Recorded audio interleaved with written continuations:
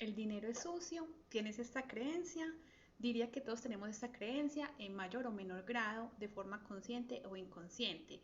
Algunas formas de saber si tenemos esta creencia es una muy sencilla. ¿Tienes dinero? ¿Te sobra el dinero? ¿Eres millonario? No, no. Entonces tienes esta creencia.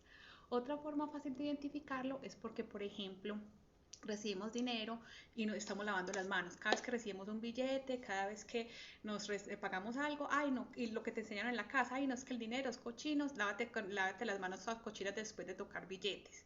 Entonces, ¿qué estás pasando? Que le estás diciendo al dinero que es cochino y que es sucio y no merece ser tocado. Entonces, por ejemplo, si eso vamos, tú pasas coges una baranda o en un centro comercial estás tocando todo y también está cochino, o sea, todo también tiene bacterias, también tiene gérmenes. Si tú vas a un hotel, te acuestas en una cama que se acostó todo el mundo, o sea, le cambiaron las sábanas, pero igual es una cama que ha usado todo el mundo.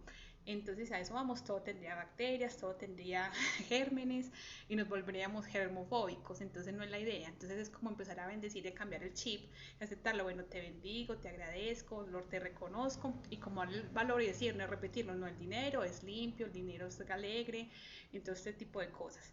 Otra forma en que nos damos cuenta que tenemos esa mentalidad de que el dinero es sucio es porque lo tenemos asociado, por ejemplo, con corrupción. Ay, es que los políticos se enriquecen, son corruptos, entonces el dinero es sucio, o el dinero es sucio porque es del narcotráfico.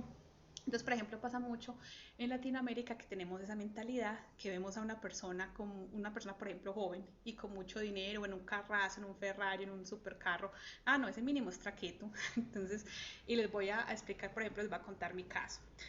Para los que saben o no me conocen, yo soy colombiana, ¿cierto? Entonces, como colombiana, me tocó crecer en todo este tema del narcotráfico. O sea, de hecho, Pablo Escobar nació en la misma región que yo nací. O sea, yo soy de Río Negro, Antioquia, y Pablo Escobar es nacido aquí. Entonces empecemos por ahí. A mí me tocó la época de las bombas, de hecho me salvé 2 veces, después les contaré 2 veces de una explosión de bombas. Entonces yo vi todo el tema de las bombas, del narcotráfico, que era época de mucha bonanza. Entonces el dinero sobraba, los narcotraficantes se dejaban unas propinas súper grandes, tenían unas fincas, por ejemplo, a las personas que escondían a Pablo Escobar, él los retribuía muy bien y les daba casas. Entonces era una época de mucho contraste. Adicional con el fenómeno del narcotráfico llegó lo que nosotros conocemos como prepagos. Entonces que eran chicas muy bonitas, hermosas, muy operadas, que también las contrataban los traquetos, o sea, los narcotraficantes, y les pagaban muy generosamente por sus servicios, por su compañía. De ahí que sean tan famosas series como Cartel del Sapo, Sin Tetas No Hay Paraíso, que muchas veces por eso es que nos conocen a los colombianos. Ah, sí, narcotráfico, sí, Pablo Escobar. Entonces es como la asociación por este tipo como de videos y de series, de telenovelas. También con ese, con el tema del narcotráfico también surgió otro fenómeno aquí en Colombia, que fue el sicariato. O sea, el sicario eran los matones de Pablo Escobar o de los narcotraficantes, de los carteles. ¿Por qué? Porque él les pagaba para que mataran a X o Y fulano.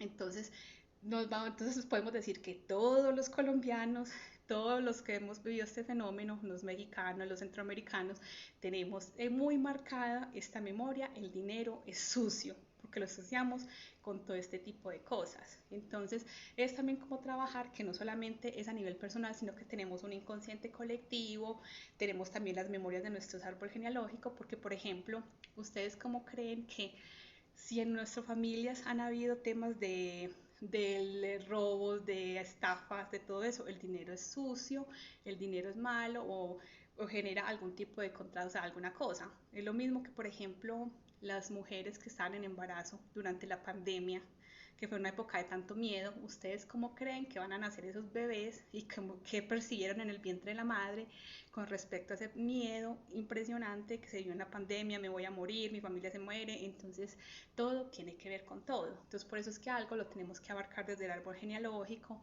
desde la herencia de la infancia, desde el inconsciente colectivo, porque son muchos aspectos que abarcan el tema del dinero sucio. Por eso les digo que todos en mayor o menor proporción tenemos ese tema. Porque en todas las familias hay historias de secuestros, de dinero, de robo, de fraudes, de chanchullos. Pues aquí lo que llamamos chanchullos es fraudes, cosas de esas. Entonces, ¿cómo revisar y trabajarnos ese tema para que nos fluya la economía? Porque si tenemos ese tipo de trabas, no nos va a fluir. ¿Les resuena la información? Suscríbase a mi canal de Simbolismo Mágico y chao, Pingüín.